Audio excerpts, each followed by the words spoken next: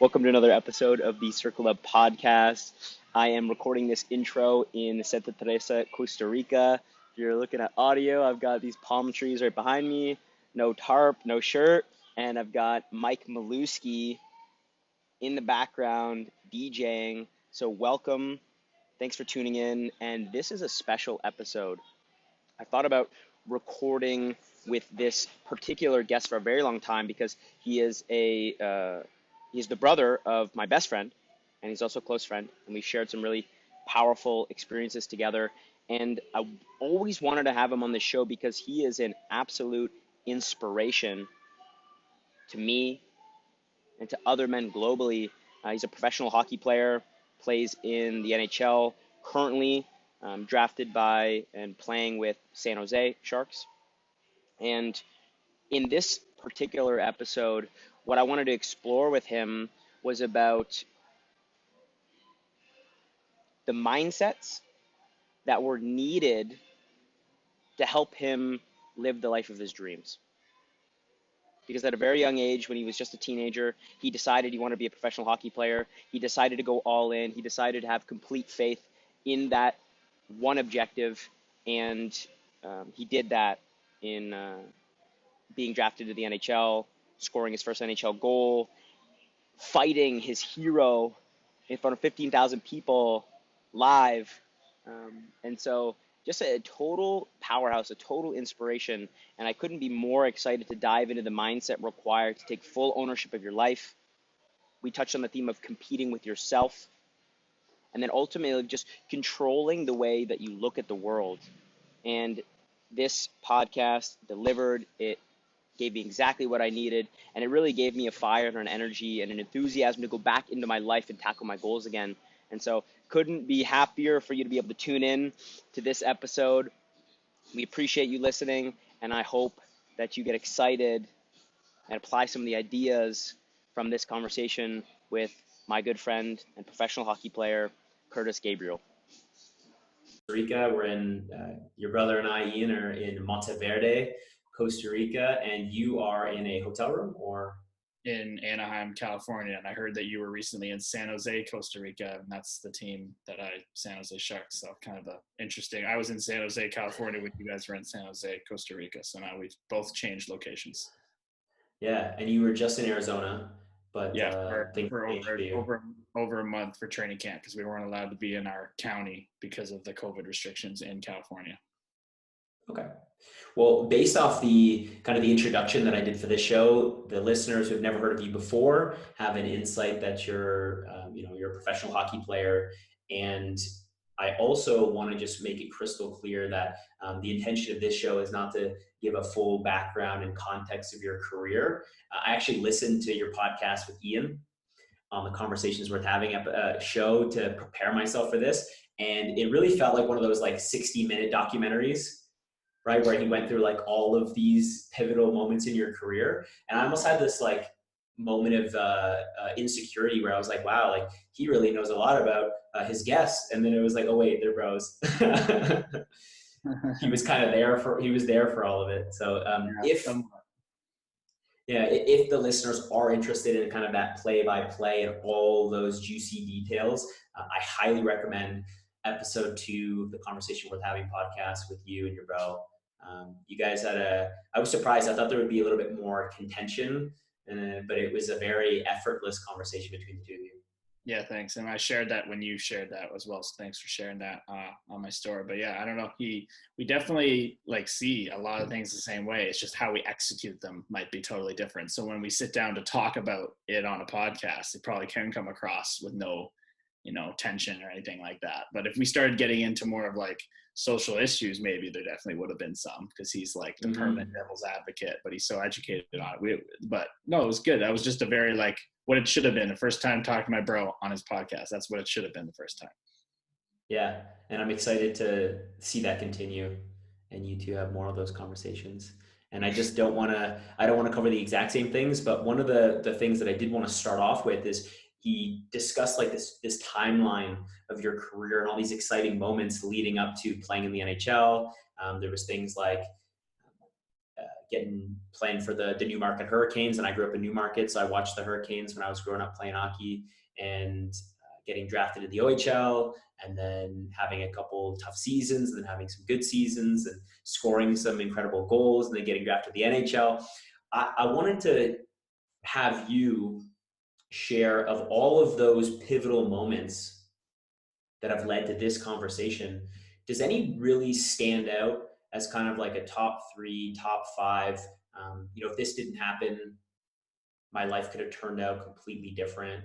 And because we all have moments like that where only in hindsight do we realize how important it was. I was just wondering if you could place us in one of those and kind of talk me through what was going through your head at that time.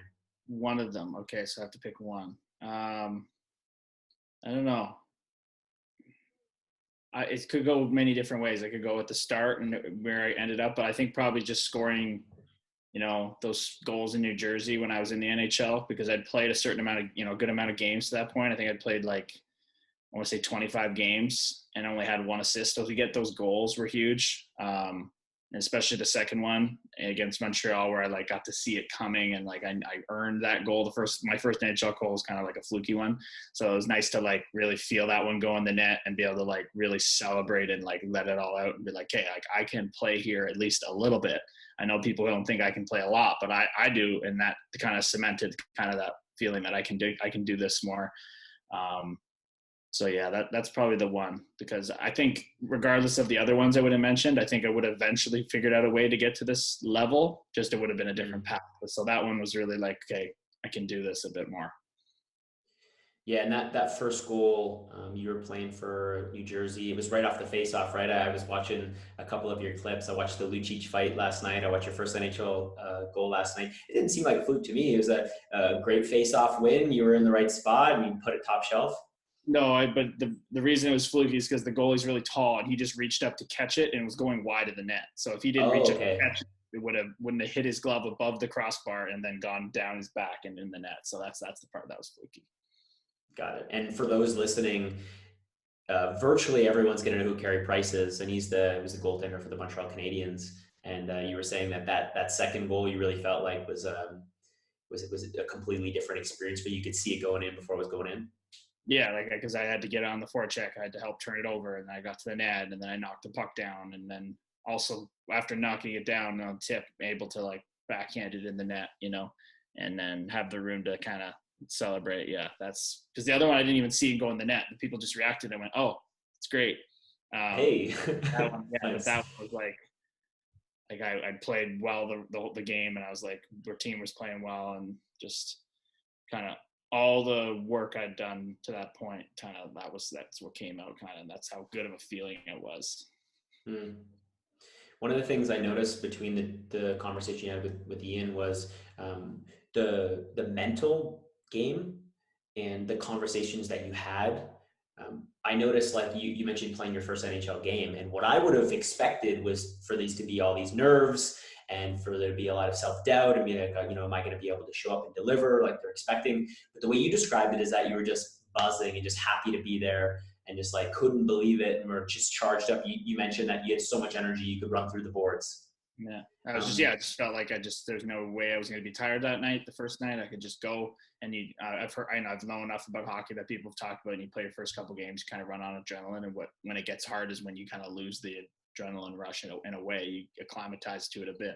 So I just knew that I was going to have that for a little bit and try to use it the best I could. I don't know if I used it as great as I could because I never stuck there really, but still played well enough to not look out of place, I guess. Yeah, and I think that's where I want to take this, is because a lot of people have nerves and they have anxiety before performing. I've done a lot of public speaking, and it's really important the mental conversation you have in terms of how you interpret the feeling, like the clammy hands and the needing to pee and the heart racing. So for you, it sounds like you intentionally interpreted this adrenaline as, I'm going to take advantage of this. It means I'm excited about it. Can you walk us through that? Because I'm sure our listeners are just wondering, how do you play, when there's, hundreds of thousands of people watching on TV and everything's being recorded and these are the highest level athletes in the world. what's going through your mind, and how do you make sure that you're prepared mentally to be able to actually play your game? Yeah, and those ones I just knew I almost had no pressure, right? Like I was gonna just go probably fight someone, which I did, and then just play hard. But as you get on, or even in being in the minors, I'd probably get more nervous for those games because you're expected to play well. So what you're talking about, the same thing, like you have to pee a million times. I get all those things, I get all that, but I think that's why I'm good good per se at what I do because I enjoy it. Like it's like I love doing it, so it's a passion. So when I feel those nerves and stuff, I just go back into, I put all the work in to do this. I mean, it's never perfect work. You're never going to execute practice perfectly, or it's never going to go exactly the way you plan, but you have put in a lot of time into it. So I try to think about that. And sometimes I've had times when I trained a whole summer and I got there and it's like, did I do anything this summer? I was so nervous. But then you just have to sit there and remind yourself. And I've tried every technique there is, writing it out and all that stuff. But it's just, Meditating and breathing. yeah, like, I mean, I've done everything. I've stopped doing everything. I've started doing it again. It's kind of, there's no answer for it. It just gotta gauge where you're at and how nervous you are and just plan accordingly. And then obviously as you get older, I'm way more used to that now. And now I just I don't even have to do it almost. I just get as present as I possibly can and as emotionally engaged. And that's when I'm going to play my best. I know that now. So if I put in the work and practice, do the extra work that I know makes my body feel good, my body feels good, my mind will be clear, and then I just go rip it. Yeah.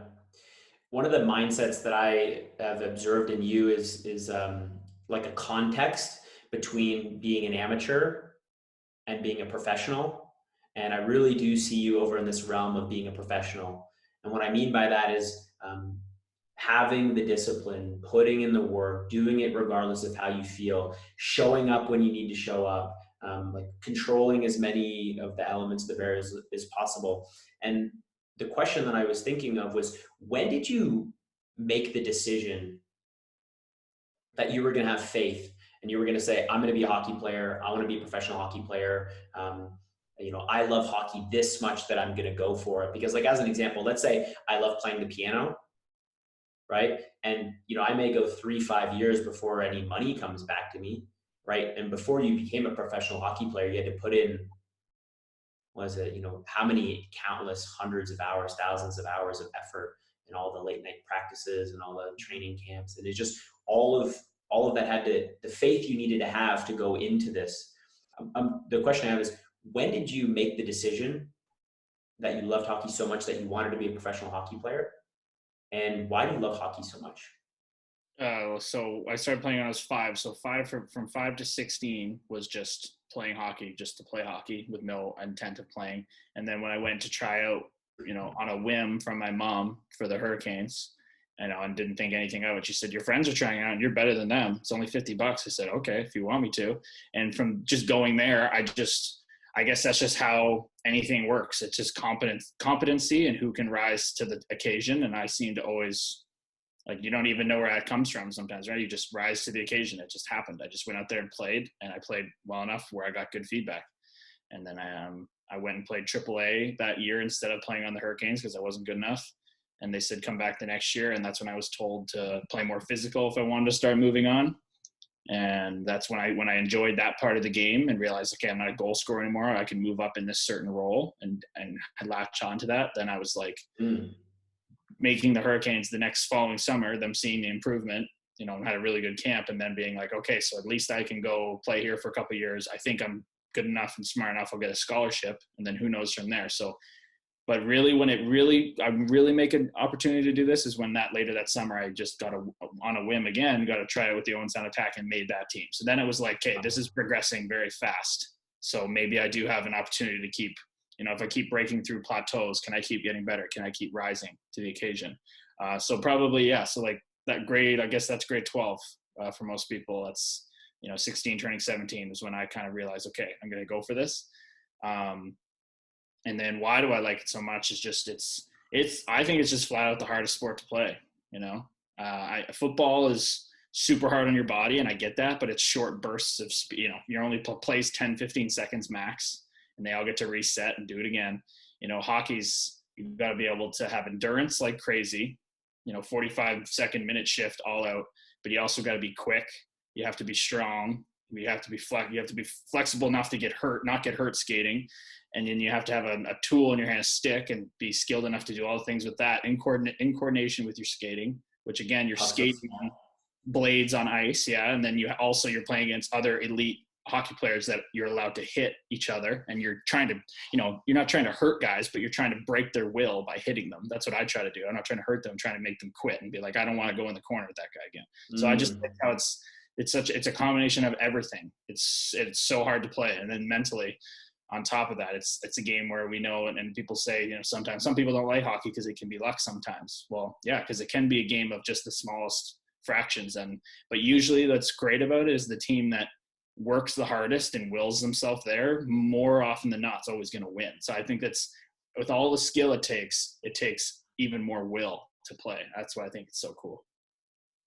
There's so many themes in what you said there. The first thing that comes to mind is Ian always reminds me that LeBron James played basketball for 10 years before he ever got paid to play basketball, right? He started playing basketball at 6 years old, just like you started playing hockey at 5. And I think that's relevant for anyone listening. Maybe I can get your take on this as well, is that it takes a long time to get really skilled at something. Yeah. And so if you have a desire to be a piano player, or like as an example for myself, I want to be a world-class public speaker and storyteller and communicator, giving myself the freedom to take 5 to 10 years to get really good at it before worrying about putting the pressure on myself. Like, okay, all right, now that I've been doing this for 10 years, like I really should be good at this, like giving myself the space. And so you had all this time before, like, here's the moment is like, I'm not actually a goal scorer. I could be an enforcer. So to really figure out what's my game, to really figure out what are the successful actions that I can take that are going to make a difference here. Yeah, like what kind of public speaker are you going to be? You can't just, you first of all, you just work on speaking. And then as you go through it, you start to figure out what works for you, what's your strengths, what are your weaknesses at this certain skill. So that was the same for me. I played for 11 years just playing. Obviously, near the end, I started to do more like camps and working at it more. But then from that age to now, so you're going on 23 years almost in total, but the last 11, 12 years have been really concerted effort. And I'm still trying to learn every day. And I don't think you ever stop learning in anything, because if you do, then you're getting worse. That's an old saying, right? If you're not getting better, you're getting worse. So you can't really stay the same at something, I don't think. Yeah. Jim Rohn said, if you're not growing, you're dying. So same philosophy. Yeah, exactly. So you have to have that mindset. And if you're not, we're human beings, and we have a reward system built into our biology. And it's easy to see why. You went and killed an animal, you got to live for another week. That's our version of that, is we do hard things and we try to accomplish the goals. And when we get them, we get rewarded with peace, happiness, kind of fulfillment. But at the same time, you can't get lost in that the end goal is what's, going to bring you the peace and happiness. It's the journey that you have the context to get there. If I just woke up one day, I was in the NHL, I'd be like, holy crap, this is cool. But it's like, there's no context to it. So you have to fall in love with that journey. And that's where you can't do you can't do amazing things if you don't love it, because you won't make it. It's no matter how much you love it, it's still so hard to get here. Yeah, especially if you want to be, world class. It's one thing if you're just doing it for enjoyment or if it's casual, but if you're saying I'm going to be a professional and you're kind of planting that flag, it's going to be so hard that you need to love it, like you said. Mm-hmm. Yeah, and then that's where the process comes in. And I want to acknowledge you for being an example in my life, for someone that really inspires me. And that's why I wanted to have you on the show in the first place, is someone that really does love the process. And so thank you. Thank you for saying that, but you don't always love it. That's the part, right? Like, you love it, but sometimes you got to go to dark places to get it done. And then what do you rely on then? Like, what's the fallback? Just for me in my sport, it's competitiveness. So I guess, we always talk about, with you and Ian, we talk about the ego and removing the ego, but you have to be able to turn that on for hockey, I think, because at the end of the day, if we're all just like kumbaya, oh, it's going to be fine, no big deal, then you won't have that. And that's what I kind of see, honestly, in the NHL sometimes now. It's like, I don't know, I see some of the games are a little boring. Some of the games are a little, we're just going to go out and try our best and be buddy with the other guys in the team. And, we'll all collect our sweet paycheck and go golfing in the summer, where it's like, sure, I know, like when I get pissed, I'm wanting to beat you. I want to own you out there, you know, like that's what drives me. So when stuff gets bad, I think of all the guys that tell me you can't do it and all that stuff, or the guys that chirp in games and the crap that's happened to you and how good it feels to like get a leg up on someone and win a game and beat a team you hate. So I don't know, like even in some of the skates we do, we have like, you know, taxi skates. Like I want the intensity high because that's what gets me out of bed in the morning. If it was just like go around, shoot the puck, I get bored of that. You know, I want hard parts of it. So I think that's what fires me up when shit's bad. So getting that competitive spirit going. Yeah. And then just like training, there's days I don't want to do a hard bagger, or during this weekend practice, I had to do a little 4-day quarantine coming up here. And then I was off the ice and that's out of my process. I didn't get to do my process. So I had to do it in my hotel room. And I hated that, but I knew if I didn't do it, I wouldn't have peace of mind to then know I did as best as I could to get back on the ice and feel the best as I can. And then when I got back in the ice, I had to do the extra skating after practice when nobody's out there, you know, because I know that for me, it works for me. That's what gets me ready. If my legs feel good, my lungs feel good, my head feels good, I play good, I can sleep at night. So I didn't want to do that, but every time I'm like, oh, here we go again. I got to put in the work again. And that's when sometimes when I'm out there, I don't want to do the third or fourth set. My legs are burning and nobody's watching. And I'm just like, well, do you want this or not? And you talk to yourself and you get pissed at yourself. That's why I like David Goggins when he talks about he turns into Goggins. He gets crazy. He gets evil. You gotta kind of have that in you, I think. Do you have a name for that? You call him Gabriel, or what do you call him? No, I don't get it like that, but I just kind of get like, I you know, from listening to his audiobook 6 times, I understand that kind of concept. I probably did it before without knowing what it was, but I just kind of do it now. Yeah, talk to me about that really briefly, because again, when I look at your career and when I watch you on social media and when your brother talks to me about you and just how like you're able to tap into these dark places and you do the meal plan 100% down to the grain of rice, and you really it sounds like the self-dialogue that you have is the most important part of your game. And then like just to nail the point right on the head is I listened to David Goggins audiobook. What's it called? It's You Can't Hurt Me. Can't Hurt Me. And my friend from the office last year was listening to the audiobook. He said, yeah, you should listen to it. I was like, okay, great. So I listened to it once and that was fine. But here you are listening to it 6 times, which makes sense that the mental game to you is the most important game. 100%, man. If you can have all the skills, I've seen guys that have all the skills, they just have no brain. Whether that's a competitive brain or just like a care for the, you know, a care, or they really like to just shoot a puck. That's it, maybe. Or they really like to stick handle, but they don't like to get in the corner with a guy way bigger than them and take the puck from them. You know, you either have it or you don't. But I've also heard that a coach say you can work on it, but that's to me the best part of the game. So I get sick and tired sometimes of practice where we do shooting drills and all this stuff. Like, yeah, it's great. There's a time and place for that, but we need to practice being competitive. And that's what fires me up. So if I'm not confident that I put in the work, how am I going to go into those competitive environments and do well and feel confident? Because that internal dialogue is confidence. It can be really negative, and when it's going well, it can be really positive. So yeah, if that's not dialed in and you don't have early in my career, I didn't have things in place to react to things properly, and it hurt me. So I've made that mistake 5 times now. I've documented it. I've read it. I've got into it, and now I know I have like warning signs that come up. I always know when I'm getting a little bit off my path.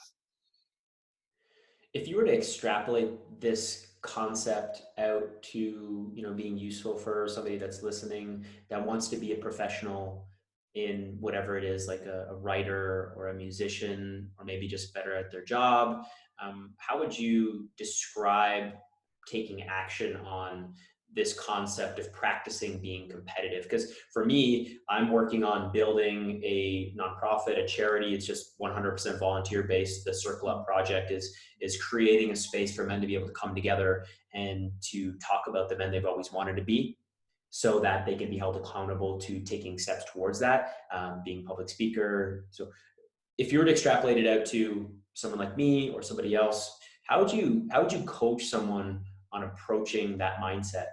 Yeah, because so if you're not in an actual competitive sport, then I would just associate that you versus yourself as that competitiveness. So then it's just, how often do you want to get uncomfortable? Like, do you want to do it 4 days a week? Or is it going to take you to do it 7 days a week and maybe have 4 hours of do nothing downtime, and then you get back to a whole week slate of work getting uncomfortable because that's how important your goals are to you, you know? So I even wrestle that with myself. In my job, we know we need rest, but then I'm always like, how much rest do I really need? I play the least on the team. Yeah, I hit everybody and stuff, but like, I could go for a jog on a day off to make sure my legs are going the next day. I could go stick handle some extra. I'm not able to right now on my stick and stuff, but I do at home, and I'm looking at an Airbnb in San Jose to stay in that has a great garage floor stick handle on, so I can put an extra time there. Like, I look at that. So I just think it comes down to a person, what you do. It's not me. I compete against myself, and that's the battle. But then obviously you think sports, I compete against other people, but it's always against yourself. So it's just how often do you want to get uncomfortable? So I think you can just gauge how bad you want something by how often you get uncomfortable doing it. Like, even though you love something, some days I don't want to go play hockey or train or do whatever. Like, some days I'm just not feeling it. Everybody has those days. You know, I haven't been at home in the winter for so long in Canada, and the days were getting real short, and I was like, holy frig, like, this is different.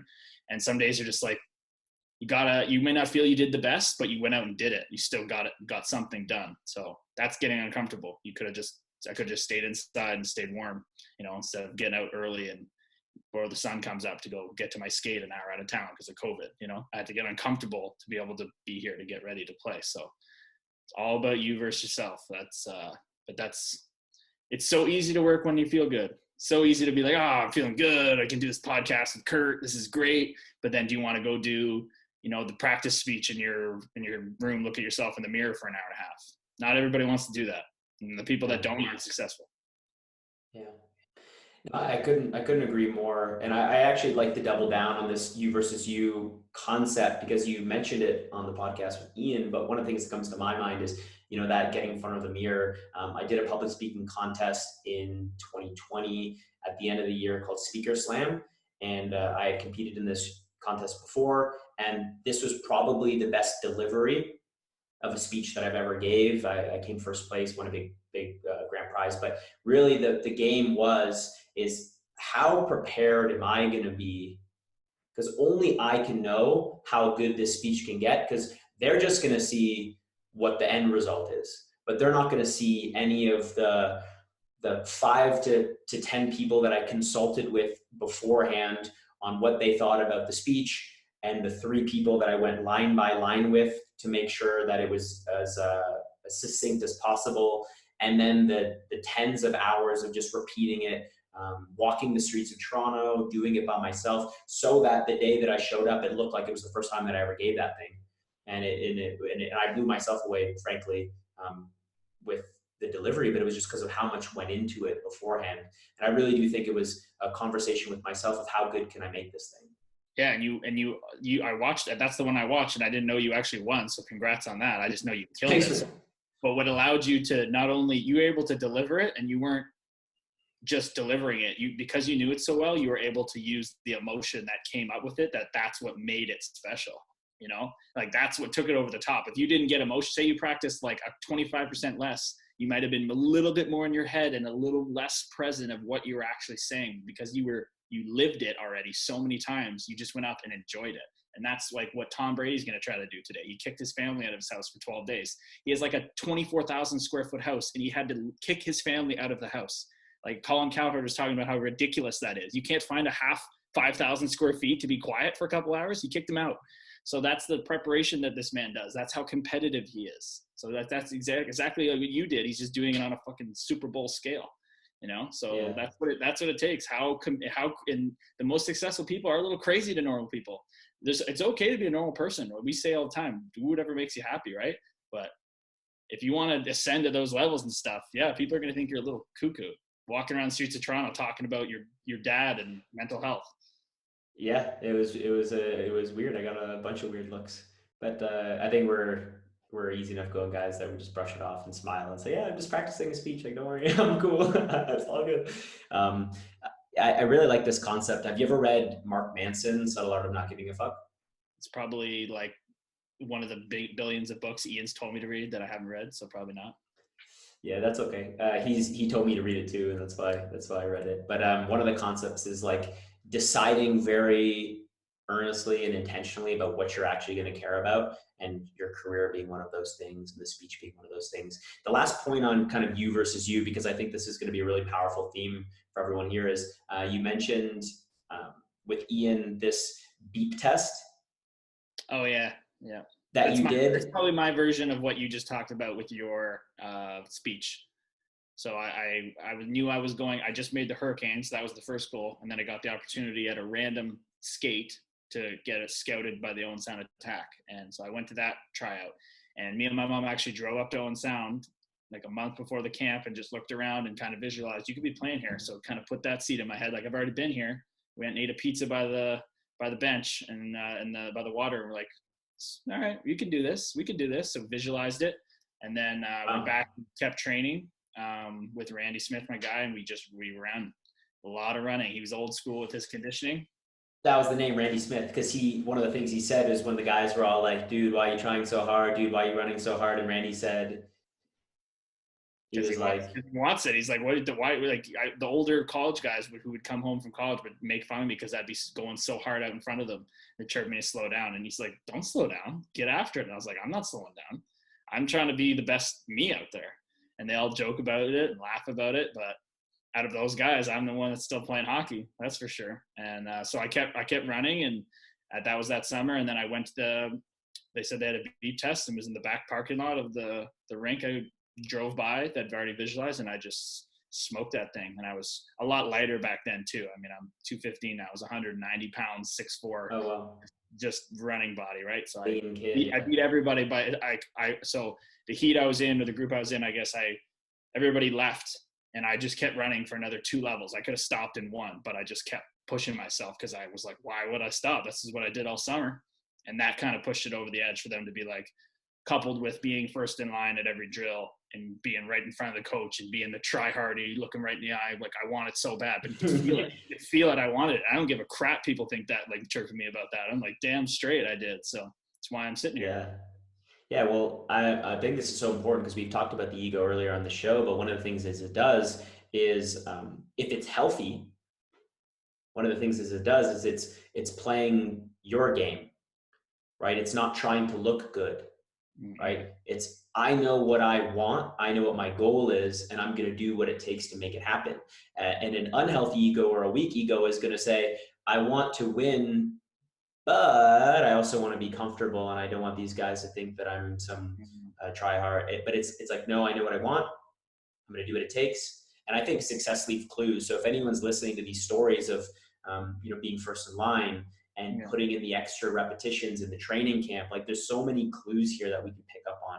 Yeah, I said that in a post the other week. I just followed this guy who puts out motivational videos, and it's like, it was like a video about the hard days and not wanting to do it or battling through it and blah, blah, blah. Discipline kind of takes over motivation and passion sometimes. But I just wrote like I don't I don't care that you view me as a tryhard and all this stuff, because the cliches are true. I used to hate when I was really young, and they'd be like, oh, you just got to work hard and come back the next day and show up again. Like, even now I'm like, oh, I hate like cliches, but the reason they are cliches because they're true. It's the straight up facts. And that's just my ego being like, oh, we don't put the work in today, or whatever that part of it is. Like, doesn't want to put the work in today. But I'm like, no, like every time I just follow things by the book and go all out, good things happen.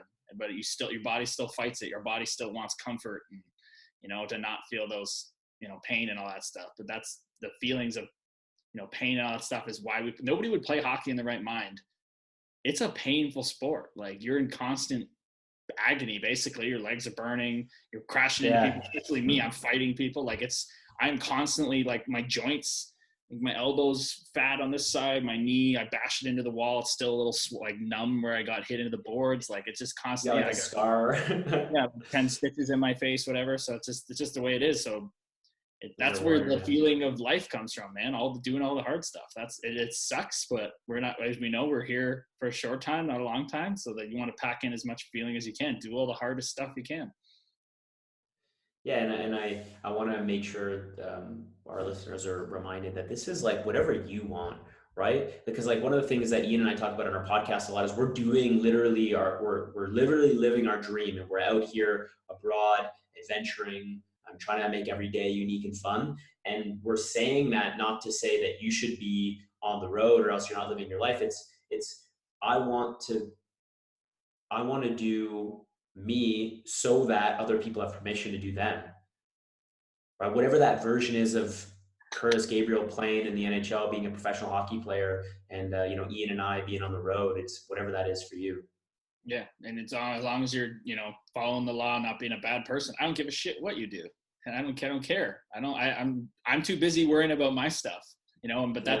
that's when I step up about social issues and stuff. Is when I see people just doing things that are not okay, and I don't have time for that. But if you're living your life, you're being the truest form of yourself, and you're not hurting anybody else, just give her everything, man. That's what it's all about. It's what it's all about. And it's funny how every time I talk about these things, I think about it, like even me sitting here and saying, do all the hard stuff. It's where the life is the best. And my hair's still standing up because I'm like, I got to go do that again tomorrow and the next day and the next, you know what I mean? Like that's what makes it's so easy to say, but then my body even knows sitting here like, oh, I'm going to have to go harder practice tomorrow to get ready to play. Hopefully I get to play Tuesday. I'm going to have to put in work tomorrow. Like that's what keeps us out of that default mode network and not just sitting around twiddling our thumbs, contemplating our existence and why life is the way it is. No, you got to be present and doing things you love. That's where peace is. Yeah, and I think in our men's circle we talk about monkeys, and that's like the chattering monkeys is the should I do this today? Waiting to be comfortable to do these things, but it's action that shuts that up. And the key is that the monkeys will never stop. Even you as a professional hockey player, I'm getting paid literally to do this work, but there's degrees and spectrums of how hard I could work. Like you're saying, you're literally looking for an Airbnb that has a massive garage so you can get your practice in. That's not necessary. That's you going above and beyond and trying to put yourself in a position to take action so those monkeys shut up for a little bit. I want to talk about a time where everybody in the world was collectively experiencing a lot of doubt and uncertainty and monkeys at the same time, and that was like at the beginning of quarantine. That was early 2020. If I recall correctly, you moved back to live with your mom, in sound. And so can you walk me through like kind of like what that was like mentally for you to now be in a position where there's a lot of uncertainty? I don't think you had a contract at this point. So, a lot is up in the air. I can just tell that, there was probably a lot going on for you mentally that you were battling with. Yeah, and I hate saying it but it's true. But I always preface, like, I know people are still going through an awful time. Like we're having a mental health pandemic at the same time as this quarantine and health pandemic. But I couldn't have had a better quarantine, and it's because I put in work on it. I came home. I was 27. Not where I wanted in professional hockey. I played the whole year in the minors and I was told I was not gonna, and things changed and I didn't handle it well, coupled with things I couldn't control. So I was just sick of not only worrying about things I could control. I tried to, I couldn't get a hold of that. I always want to worry about external factors and things out of my control. It bothers the hell out of me. And that in turn stops me from controlling what I can. So I came home and then Ian suggested do the self-authoring thing, which I don't necessarily like Jordan Peterson and support him, but I still have yet to find something that replaces this. But I went through my whole life and found out, the 5 times that I made the same mistake over and over again. And this is not controlling what I can control and letting my emotions take over. So I did that and I recognized that finally. I also met the girl of my dreams at the same time, which is obviously pretty rare. So she really helped with that. And then, but I had a good week and a half, 2-week period when I first got home where I just kind of moped and I was very unhappy, very unsatisfied. And that really got me back on track, putting in, a week and a half of straight writing in my mom's basement of my 16,000 words of writing out my life. Yeah, can you just create a little context for that? So Ian mentioned that there was this program that helped him to understand himself better, that self-authoring program. He hadn't done it yet. He hadn't, self-authoring program by Jordan Peterson, but he hadn't done it yet. He wanted to do it. It's like a 2-for-1. We did it at the same time, and then we're able to not only help ourselves but help our relationship, where I could read his and he could read mine. Yeah, so it'd be pretty cool. And I did a little really useful exercise. Yeah, I think everybody should do it. And I got some other people I paid for a couple other people, my fans on Instagram, to do it. And it really helped some people who had gone through like suicide in their life and stuff like that. So I think everybody should do it. Sorry. Talk to me about some of the story, like a story that you went back and relived by writing this out. Cause you mentioned making the same mistake over and over again. Same thing 5 times, just, didn't go the way I expected it to. Like I think early on in my career, it went so much the way I expected it, making it in insurmountable odds. I just thought it was going to continue, and that was ridiculous to think. And then I kind of got me in a thought pattern of like, oh, if I just work hard, then I'll get whatever I want. And I worked harder than anyone probably, or hard. I went hard at myself and me versus me, and always came out working hard, but it didn't go the way I wanted. And every time that happened, I just kept, being basically a crybaby about it, and I suck about it and a sore loser. So, happened multiple times. And I was just, in the summers, I'm happy, I'm training and work towards my goal. And then the season, I'd have all the criticism and the things not go my way, and it would be deep and dark and terrible. So I just was like, I like this game too much. I love this game too much to have to go through these ups and down swings so terribly. Like, it's not healthy, first of all. And two, it's not going to help me reach my goals. So finally able to recognize that, and then just working at, anytime I felt, a little like off, which I didn't in the summer, I just would read myself authoring. I would be, consuming as much Gary V or all these different types of things, talking to Ian about just, perspective is everything, and looking into happiness and all those things. So that's really changed, where now I'm, here I trained. I had no contract. I trained really hard. I poured a bunch of money into investing into myself and working hard at it, believing that if I controlled what I could, keep a good mindset, something would come my way. Got a new agent, got me a contract. And that's what's allowed me to come in here. And at training camp, I felt great, but it didn't go my way. But I kept a positive frame of mind the whole time. I had fun for first time ever in an NHL training camp. Wow. Actually enjoyed being there, enjoyed going to the rink every day. Didn't know the outcome, didn't know if I was going to play great, but I enjoyed it. And then that allowed me to go down to the minors with a good, positive attitude instead of being crybaby, I'm not in the NHL. And I played amazing, and got myself back up here right away. And now I'm on the taxi squad. I haven't played, but I'm still just sitting here. I enjoy being in an NHL hotel. I enjoy the perks. I'm enjoying training, and even the things that don't go my way, like we were talking before this started, I'm like, nah, you know what? It's out of my control. So now everything happens. I just quickly go, is it in my control? Is it out of my control? Make a decision. If it's not, let it go. If it is, work at it. So it seems so easy. It's harder to do, but I've done a really good job so far. And I'm very alert and aware for bad things that are going to come out, or the monkeys are going to come too loud, whatever, like you're talking about. I just every day is a new day. Good perspective. Grateful. Yeah. And it definitely seems like there has been a shift in you, and I've noticed it. And as an example, we described talking before this show, where there was a part of you where you were had this tension, right? And you were doing all of the disciplines, you were putting in all the work, but there was a constant, constant tension throughout the entire experience. And now I see you doing all the disciplines, putting in all the work. And instead of a tension, it's almost replaced by a light optimism, right? And so it's still positive, it's still moving you in the right direction, but it almost seems like there's been this weight lifted off your shoulders. Mm-hmm. And I don't know how you apply that to different things, because my job is very critical. My mom's always you got to remember that, for a little bit, I thought I had mental health issues almost in a way, because she's like, no, but you're happy in the summer. We never have them when you're competing, right? She's like, no. So you're when things start changing and you're in a season and things change by the day and it's so up and down, that's when you start to get down or whatever. So I'm like, okay, it makes sense. So I had to I organically fell into the activism, but that's allowed me a different space to outlet a lot of energy.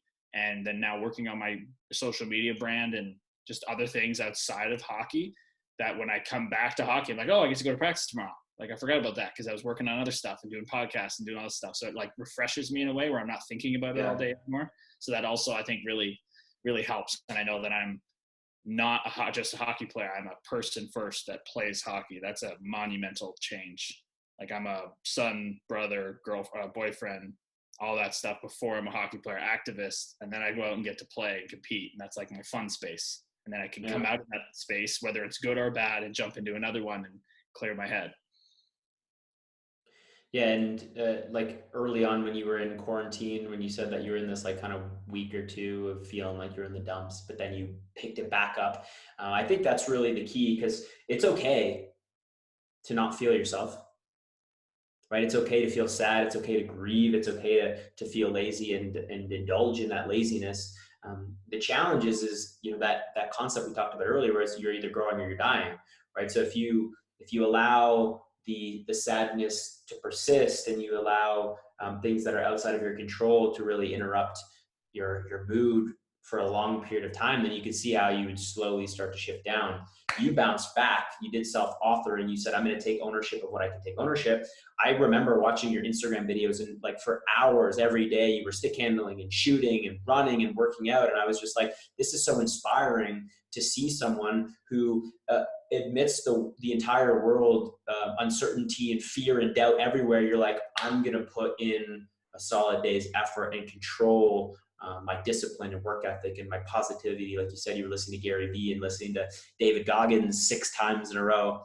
And I want to transition into this volunteering piece and to talking about masculinity and talking about your relationship as well with Michaela, because you don't attract into your life a high quality woman like Michaela, who is in the public eye and very desirable, but like you said, the woman of your dreams, unless you are being the man you've always wanted to be. It's not possible. It doesn't work like that, right? Because you attract what you are. And so I want to give you kudos that you were taking action despite everything that was happening in the world, because I think it's really inspiring. No matter what you're going through right now, there's always somewhere you can start. Mm-hmm. Like I could have been a grumpy dude and just, not open myself up to her, but I've always been a very open person. So I kind of, have a little leg up that way. But right away, I just told her everything I was going through, I think from the first time we talked. So, and she told me what she was going through. And that's kind of put her, I wasn't trying to be like super cool or I wasn't closed off. Like I was vulnerable. And that led me to, her loving me loving her. Like that's what we're trying to get out. You don't have to be this like tough dude that treats women like crap and, doesn't answer them or, has to wait a certain amount of time. Like just be you. Because if you're not going to be you, you're not going to attract what you want. So I'm just being what I am, and she came into my life and it's been awesome. So, she's someone, like you said, is in the public eye and stuff. She gets a lot of like crap from dudes thinking that she wants to be treated a certain way. She's just a normal girl too, when it comes down to it, that wants to be loved and cared for and somebody be straight up honest with her. So yeah, if I was into the hockey culture anymore, when I was young and dumb, I probably was, but now I've kind of dug myself out of that and I understand mental health and being vulnerable is a strength. And that's what's led me to having a great relationship with her. Yeah, I think that's such an important conversation for you and I to have is about being yourself, because if you misrepresent yourself with the intention of looking a certain way for a woman or a man or a friend or a partner, then the expected behavior is going to be that mask you are wearing versus you actually being yourself, which is so dangerous because now you have to wear this mask or else you're not going to get the response that you thought.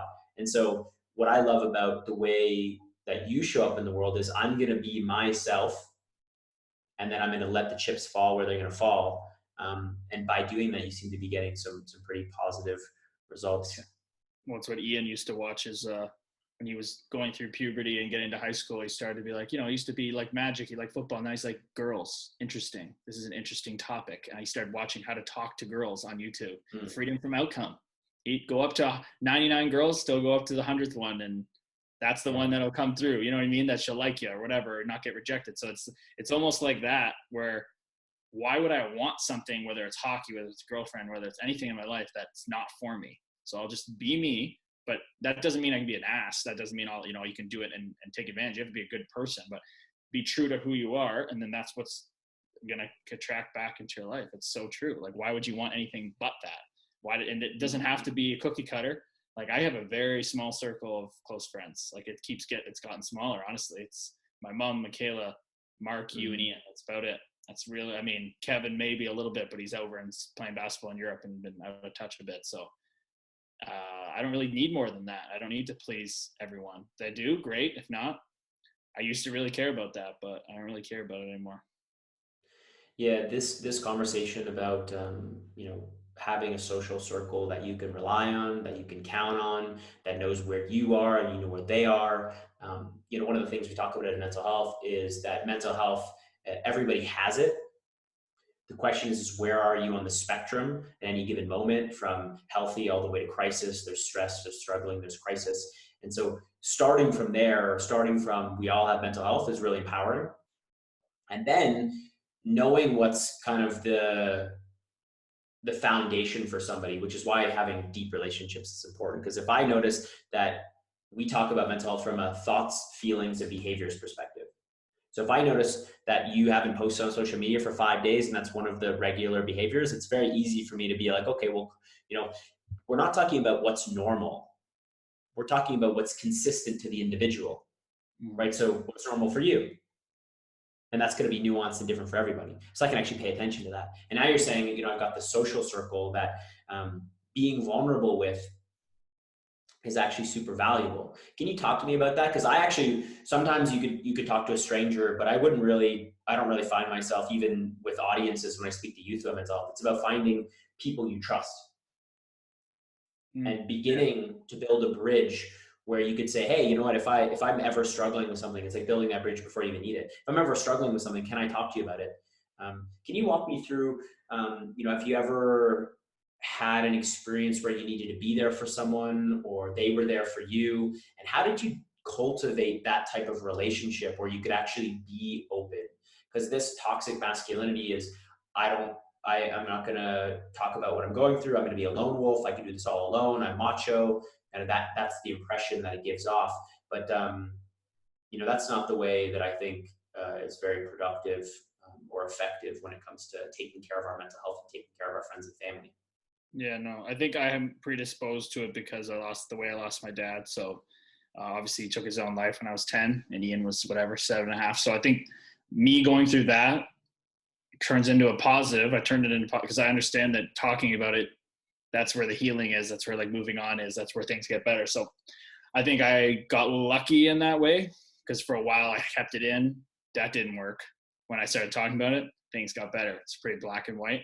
So from then on, it just, that everybody's probably going through something, whether it's a death or whatever, who knows? So many people just have chemicals off in their brain, probably like my dad did, gambling addiction. So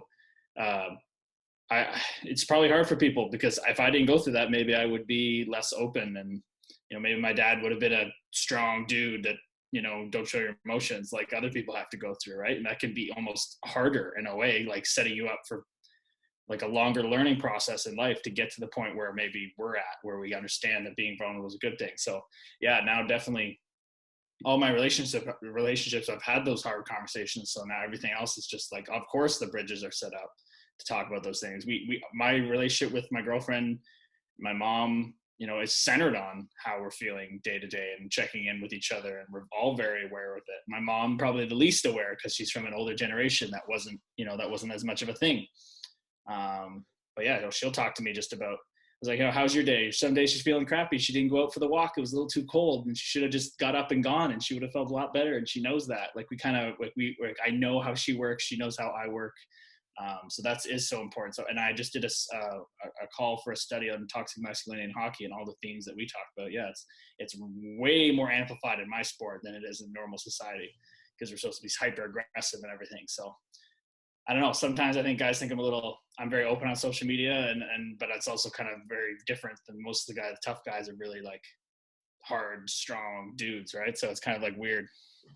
Yeah, especially after being in hundreds of fights in the NHL and like being an enforcer, you'd expect that, when you go back into your personal life, you'd kind of be that same hard way, but you're one of the nicest guys, one of the most open guys that I've ever met in my life. So thank you, buddy.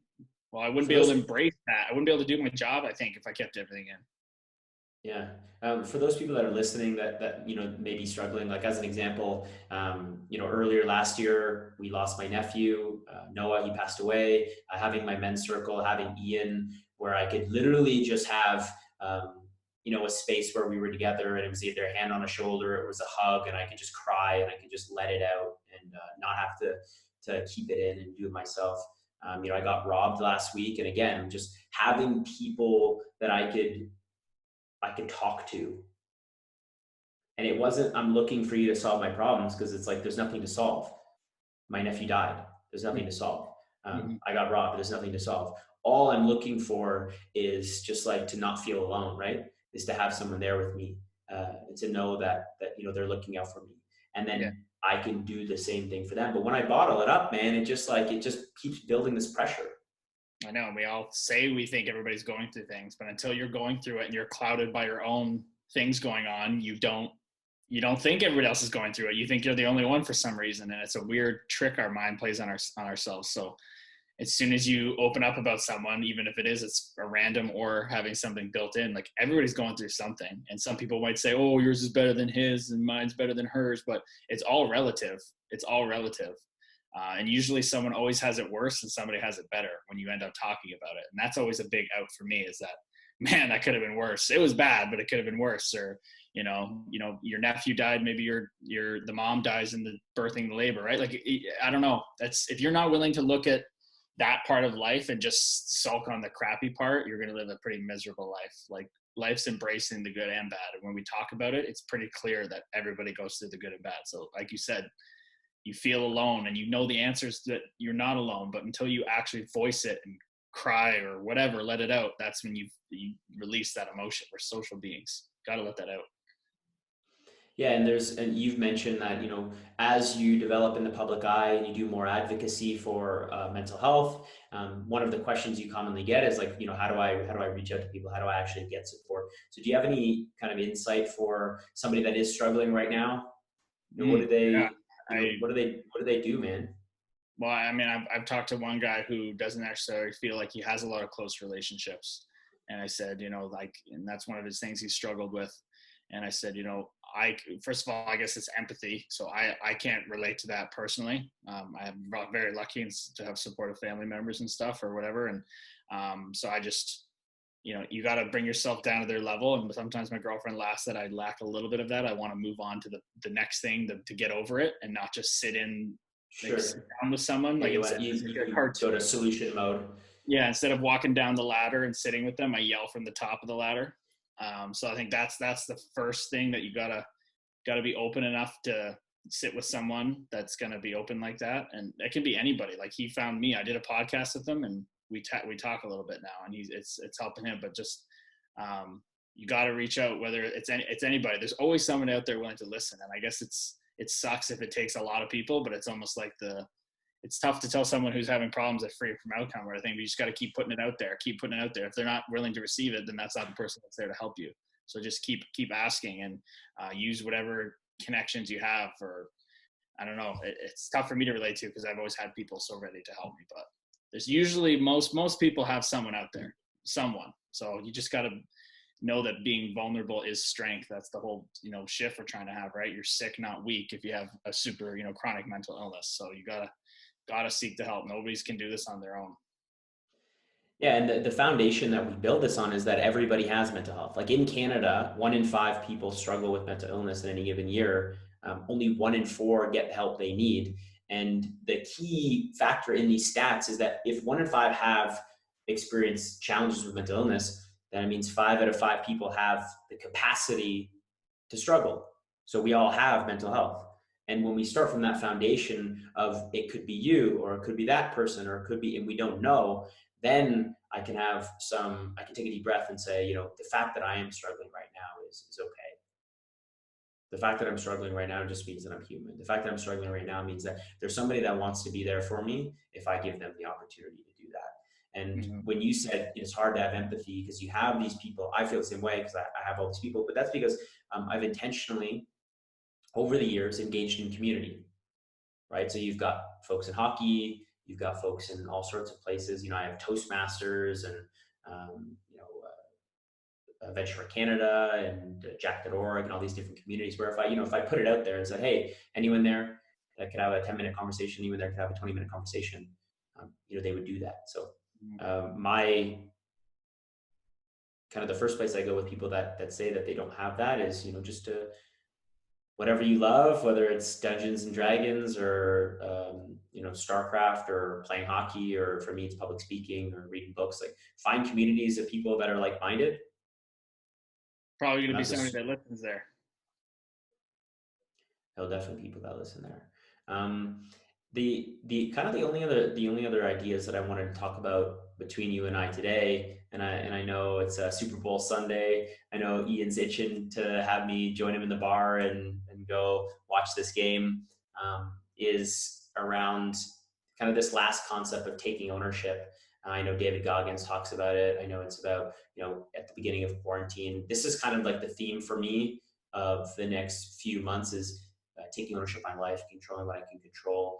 Is there anything else that you want to share on this point? Because with everything that's happening in the world right now, it is so easy to think of ourselves as a victim of circumstance, that because it's happening this way, my life has turned out this way, versus putting yourself in the driver's seat. And so I'm wondering, how do you put yourself in the driver's seat, especially when times are tough? Yeah, Is there like anything you I've been a naturally negative person. I'm so competitive. It lends it to being like a sore loser growing up. And, if I don't win, I'm not a good person. That's kind of how competitive you think you have to be to get to higher levels of sports. So I've always had problems with that, being like pessimistic and stuff, but it's basically like, that was just my ego, right? Because I want to win. I want to be validated towards that. So I think what's, for me anyway, what changes, because I'm not just a hockey player anymore, I'm a person. I can always win at being a person. I can always win at that. I know I'm a good person, and I'm going to never be perfect, but I know who I am as a person. So that has allowed me to like switch off the pessimistic part, where I can keep that in hockey and keep that like fiery competitive person.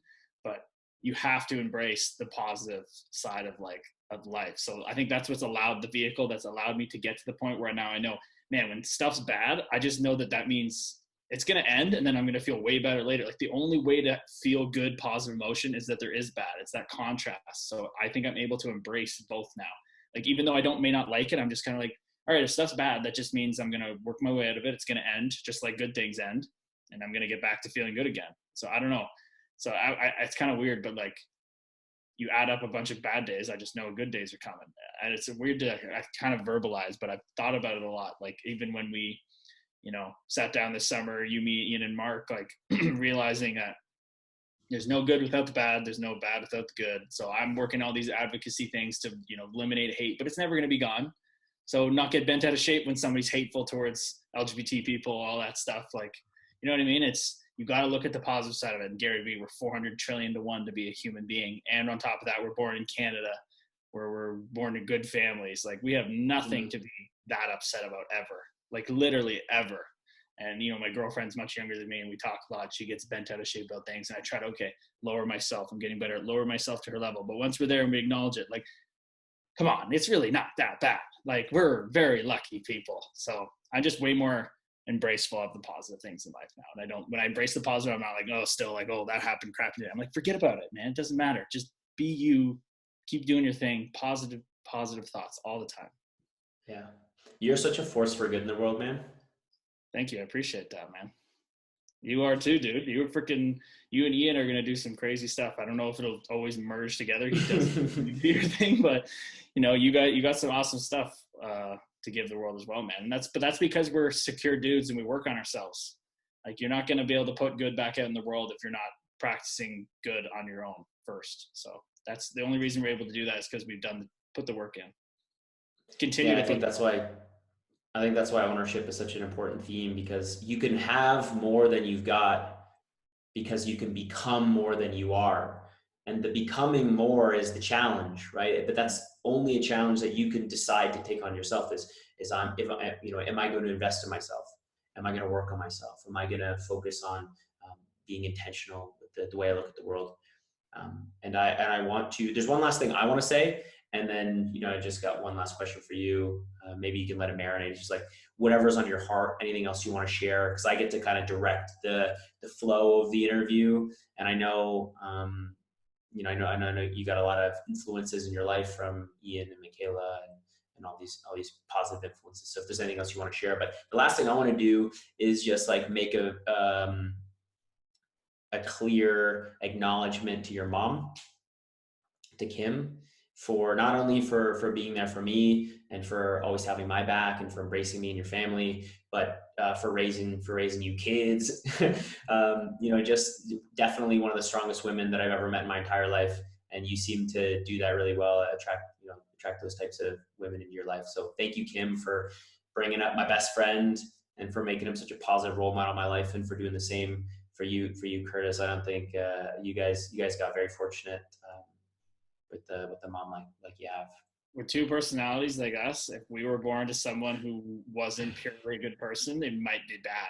Like we are, you know, she's much more reserved, but she's just a pure person, and we were raised like that growing up, and then she kind of let us loose into the world now, basically.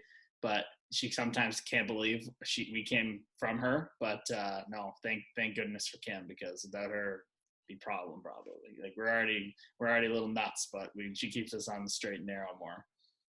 Yeah, she's fucking awesome, man. Just like the values and the principles instilling into you guys, and just like hearing all the stories of you know, being a single mom and all the challenges that must have come with that, and like driving to all the practices and, you know, making sure you guys were taken care of. I just like it's funny how, if anything, Ian keeps mentioning this to me, if anything in history happened differently, then we wouldn't know this exact moment right here. And just all of the resilience and strength that Kim had led to all of the good times that Ian and I have shared in us doing this podcast. So thanks, Kim. Talk about ownership. Like that was just unconditional ownership of, I had two kids. This is the cards we were dealt. I'm on my own now for a bit. We have Bill come in. Bill's been awesome. My stepdad, you know, anything she got dealt, she just took ownership of it and did what she had to do.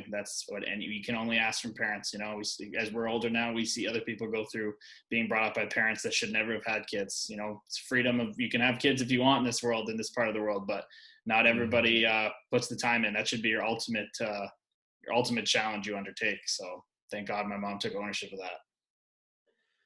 Yeah, so I wanted to make sure I got that shout in officially and then find out if there was is there anything else on your heart, man, that you want to share? I know you got some exciting weeks to come. You're in the taxi squad, as you said, but like you said, you're human first, and you're doing a lot of good in the world. Yeah, so. just that you know, if you're getting offended by people telling you things, then you have an issue. You know, if you're seeing me put out stuff that you have problems with, and you got to figure out why. Like there's just so many clues out there now, and I always see when I see people that put out hate on the internet, it's clear indication that they are not happy themselves. So I used to just think, wow, this person's just an ass. No, everybody's a good person, I think, but they're just misled, undereducated, unaware. So be kind to people, because as we don't know what's going on. And I'm the first to say, I'm the first inclination to fiery to want to just punch somebody in the face that says stupid stuff, right? I've never punched someone in the face off the ice, but like, you got to have that compassion, and we're able to do that because we worked on ourselves. So we got to just help each other out a bit more, have a little more compassion for each other. That's about it. So much divide in the world, man. It's crazy. There's no need for it. It's just everybody's ego. Everybody's just trying to make their life more interesting, holding on to something. The people that get it are the people that have none of that. Like all the people I work with and stuff, we make sure we're very, hold each other accountable. I don't put yes people in my life. You, Ian, Michaela, my mom will tell me right away if I'm off base. So I have people like that with these social issues as well. And we're doing that because we can't have emotional people. You can't be insecure and emotional about these issues if you're going to change them. Yeah, the biggest realization that I've had for myself is whenever I get into that position of like being defensive and feeling like I'm being judged or criticized or wanting to judge or criticize, is because I'm trying to be understood instead of trying to understand where they're coming from. And anytime where I shift to, okay, what is this person actually trying to say? And why are they trying to say this? And like, how do they look at the world? Because we probably don't look at the world in the exact same way. When I start there, then they're not defensive, I'm not defensive, and then we can actually engage in a dialogue where we can, try to make positive progress rather than just beating our heads against each other. Yeah, but I still like I talk a big game with that, but I still have more work to do with Ian in that area. Like I can handle every other person pretty well now, but Ian, we're gonna continue to work on that. It's continual growth mindset. Yeah, and I think that's one of the beautiful things about my relationship with Ian as well, is he's like he presents that challenge, right? Of we all have an opportunity to grow alongside each other, and he has this personality who likes to engage in debate and philosophical discord, and so we now have the opportunity to practice what we preach. And I think if we keep practicing what we preach here, man, we'll keep making the world a better place. And I'm happy to be doing it alongside you, bro. Thank you very much, buddy. I appreciate the time. I knew it'd be fun, and always doing stuff like this and talking with you or Ian or my inner circle people always makes the day better. So appreciate that. Yeah, you got it, man. A lot of ownership coming our way, and I'm wishing you the best of luck out there in LA. Thank you very much. Peace.